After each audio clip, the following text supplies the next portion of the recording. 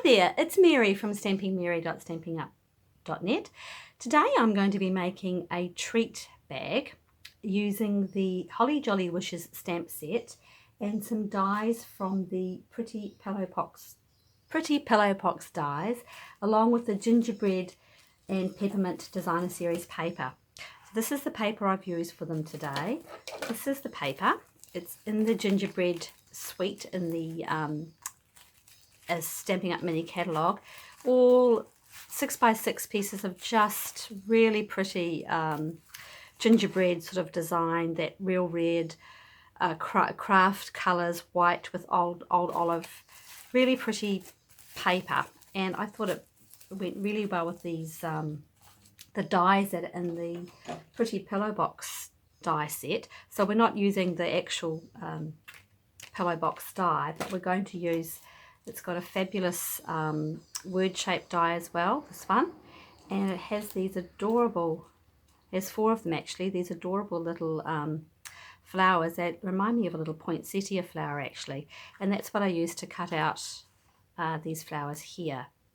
And then the stamp set is the Holly Jolly Wishes, and it's just a sentiment stamp set,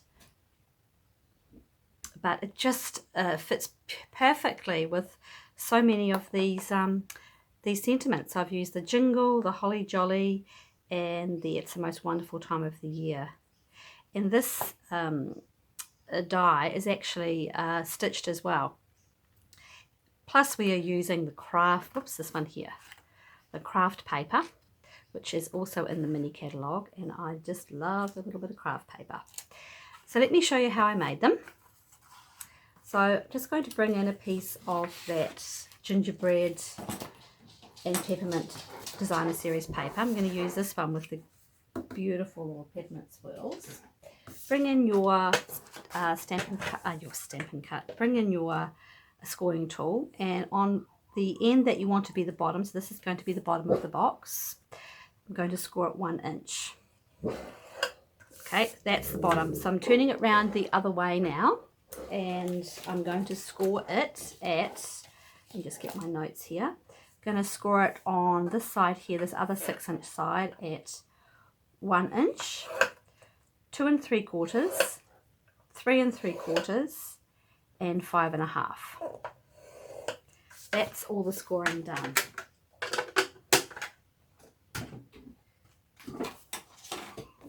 Fold and burnish all those score lines.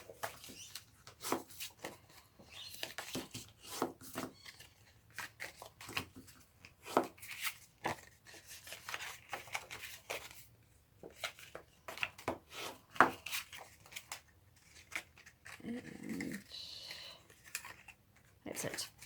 Alright, bring in your paper snips and cut away the small bottom rectangle, so as the paper's facing you, it's that bottom one on the right hand side.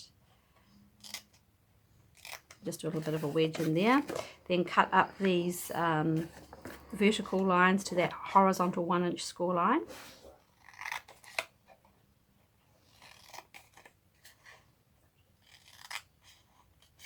And what I generally like to do is flip up those 2 wider ones and then just do a little bit of wedging on these narrower ones. Don't have to, I just think it sits together a little bit tidily, more tidily if you do. Right. Then we're going to put some adhesive down that narrow strip right there. I'm going to use my Stampin' Seal. Tear and tape works just as well. And then bring that over, and then all you have to do is fold that in. So we've put tear and tape on, adhesive on that narrow side. All I'm going to do now is just fold this over so that those edges meet. So if I hold it up, it's like that, to that fold score line, and then I usually find it easy to lay it down. I find that you can just get a little bit, I'm not aiming to match up the pattern, by the way, and there, that's that done. Just give it a burnish. So that seam is going to be the back of the box. Fold in your small tabs, this one here and your last one, matching that to the back seam there. Adhesive, and it's done. This is a very, very easy little box to make, very easy. If you didn't want to make, I've added little handles in, you see. You could always squeeze the top in and put a clip in there, but I think the handle with those flowers just gives it a little bit of something. So I've got my piece of craft paper here. This is 2.5 centimeters, and it's about 5 centimeters long. No, it's more than 5 centimeters long, sorry. It's about, how long did I make it? Let me just measure it for you. Let me do the inches down here. It's 5 inches, I should say. So I'm just going to give it a bit of a curl so that it will sit in here like that. And all I'm going to do is put some tape on the outside. I'm going to use my Stampin' Seal Plus because I want it to be quite strong. So I'm just coming up a little bit off the bottom. Depends how wide, how big you want the handle to be, really. It's the front of my box, and just going down a little bit and then fold it over. I just sort of gauge the middle of the bag. Come over. Done. Could go down further if you wanted it to be further down, but that's that done. Now these little flowers, I've already done 3 of them, and I'm going to show you how I cut those out. Now I've used the matte decorative dots for these cute little inserts. Doesn't that the Daffodil Delight look gorgeous against the real red? That's where I looked at it and went, oh, that's just like a little poinsettia flower. All right, so I'm going to I'm going to do the stamping now. There's just one piece of stamping for this, and that's this one here. I'm actually going to use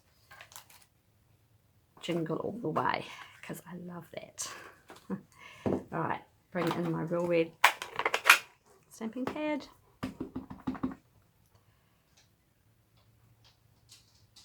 Go. That's done. That's it for the stamping.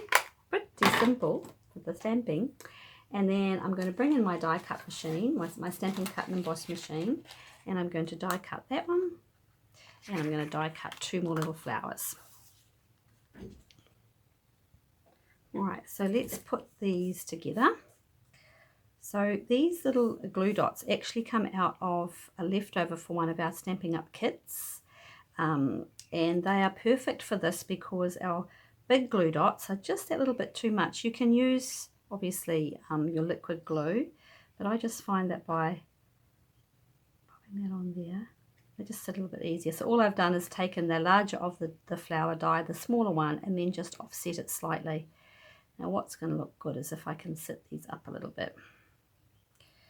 They probably won't stay like that, but they do look cute. And then one of our matte decorative dots, I'm going to use the Real Red to coordinate with the colour we're using. So I'm using Real Red and Old Olive for the flowers here. Okay, and now it's a simple case of putting the flowers on. Going to use glue dots for these ones. So however you want to position them, it's really up to you. I do like that craft paper as the handle. Go that here. Oops. These glue dots are very strong.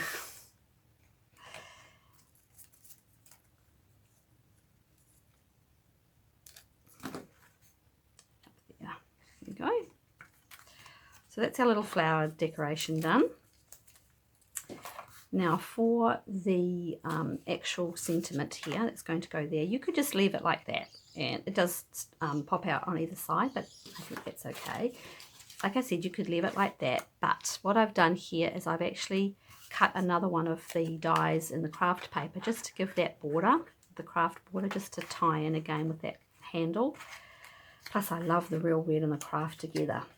So with one of these, I'm just going to cut it in half. And then put some adhesive across the top there. And just have a little bit peeking out.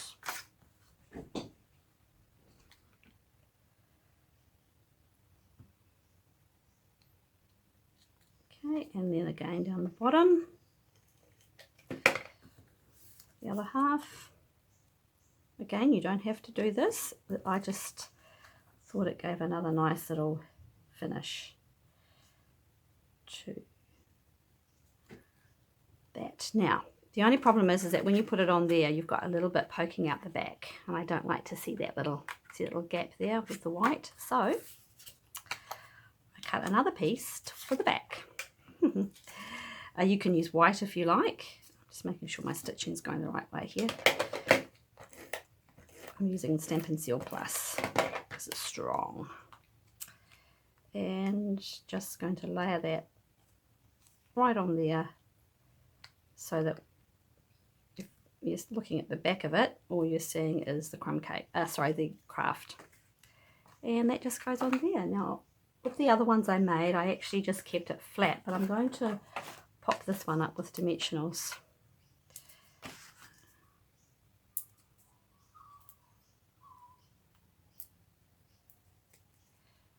On there, and take them off. Goes on there. You could put a little ribbon on there if you want a little bow, but I tried that and it just looked like it was a little bit too much. I wanted to keep it simple. So there you have it. Very simple, very easy little box to make with the cute little addition of those pretty little flowers. I've put a link to all the products I've used in the description bar below, as well as all the dimensions for this little gift bag. Thank you so much for watching and have a great day. Bye.